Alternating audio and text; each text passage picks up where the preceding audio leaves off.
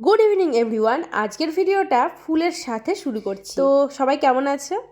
জানি আমার ভিডিও যখন দেখছো তার মানে ভালোই আছে। ভিডিও শুরু থেকেই ফুল টোপর কি ব্যাপার, বিয়ে বাড়ির বাজার নাকি? না, আমার ফ্রেন্ডের আজকে আইবুড়ো ভাত দেবো। আর একটা হাসির কথা কি জানেন, আজকে ওর মেহেন্দি রয়েছে আর এতদিন পর আমি ওর আইবুড়ো ভাতের ভিডিওটা শেয়ার করছি। আর যেখানে যারই আইবুড়ো ভাত দিই না কেন, সেই ডেকোরেশনটা কিন্তু আমিই করি, কেননা আমার এইসব ছুটখাট কাজ করতে কিন্তু ভীষণ ভালো লাগে। বাড়ি থেকে বেরিয়েছিলাম সেই 7টার সময় আর ওরা এলো 9:30টার সময়। মানে বিয়ের আগে কি সবারই এরকম ভাও বেড়ে যায়? জানি না কি ব্যাপার ভাই। ভেবেছি দুজনের মালা বদল করব, তো তারই তোড়জোড় কাজ চলছে।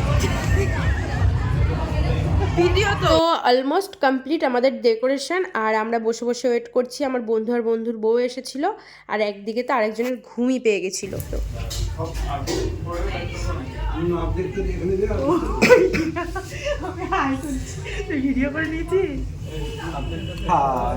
সো দীর্ঘ অপেক্ষার অবসান, ফাইনালি ওরা চলে এসেছে।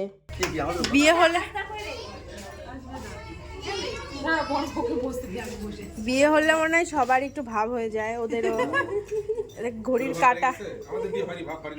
ওই তো বিয়ের পিড়িতে বসতে চলে এসছে।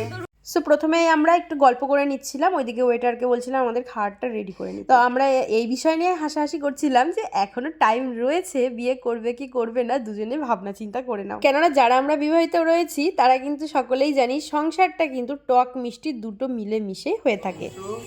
চাটনি দই মিষ্টি এটা আমার মনে হচ্ছে, এটা তোমার মনে হচ্ছে। আচ্ছা ঠিক বুঝলাম, ঠিক আছে, হিসাব বরাবর। আমারে বউ বলবে আবারটা তুমি খেয়ে নিছো না, ওদেরকে দেয়। আমাকে দিতে বললে ছবিটা দিতে বললাম আমি। কি করে?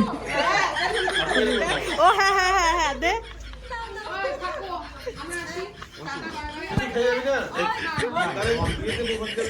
তো আমার বন্ধু যে ছিল বইয়ের পেছন পেছন অন্য জায়গায় ইনভাইট ছিল, সেখানে চলে গেছে। কেন জানি না, আমার বর কেন এরকম হয় না। আমার বন্ধুটা কত চেঞ্জ হয়ে গেছে বিয়ের পর। ভালো বউ পাগলা হওয়া ভালো। তো যাই হোক, আমি আর মধুশ্রী পরবর্তী রিচুয়ালসগুলো সব কমপ্লিট করে নিয়েছি। আমার এরকম সাজিয়ে গুছিয়ে কোনো কিছু করতে ভীষণ ভালো লাগে, কেননা আমি যার জন্য এত আয়োজন করছি তারা যেন একটু নিজেদেরকে স্পেশাল ফিল করে। তো সেই মোটিভ নিয়েই আমি এই সব আইডিয়াগুলো করেছি, আর সত্যি খুব সুন্দর লাগছিল। জানি না রাত্রিবেলার ক্যামেরা ওখানে ডাউনও ছিল একটু লাইটটা, তো কতটা কি দেখা যাচ্ছে না যাচ্ছে, কিন্তু খুব সুন্দর লাগছিল সামনে থেকে। অভিধার বেশি গ্লো আসছে। কি মাখো তুমি, নাক জল করতেছে একদম। ওটাই ফুটে আসছে, এটাতে প্রমাণ হচ্ছে আমি কতটা খুশি রাখছি তোমাকে। এই নে মালাটা নে বাস। যখনই ধান দুর্বা দিব তখন অভিদার কল আসে, আর কলটা খুব ইম্পর্টেন্ট ছিল, তার জন্য অভিদা একটু বাইরে যায়। তুই আগে খাই না, পরে আশীর্বাদ আরে আসো রে।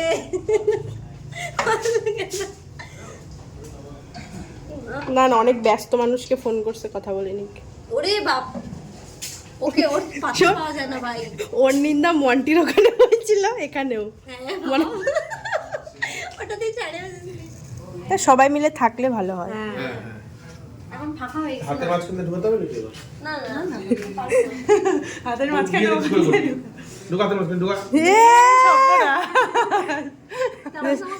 ছেলেরা সব সময় কিন্তু একদম সিরিয়াস এইসব রিচুয়ালস এর ব্যাপারে। হয়ে গেছে? খুলবো খুলবো আরে পরে রাখো। হ্যাঁ বড় এটা পরে থাকবো। হ্যাঁ কাউকে বলে আরে ছোট হয়েছে রে বেচারা। আর কার ওইটা তো সীতাহার হয়ে গেছে। সীতাহার না, নেকলেস হয়েছে। দেবজলে সীতাহার হয়েছে। দীপা একদম ঘরোয়া বউ হয়ে গেছে, সব দিকে এক্সপার্ট।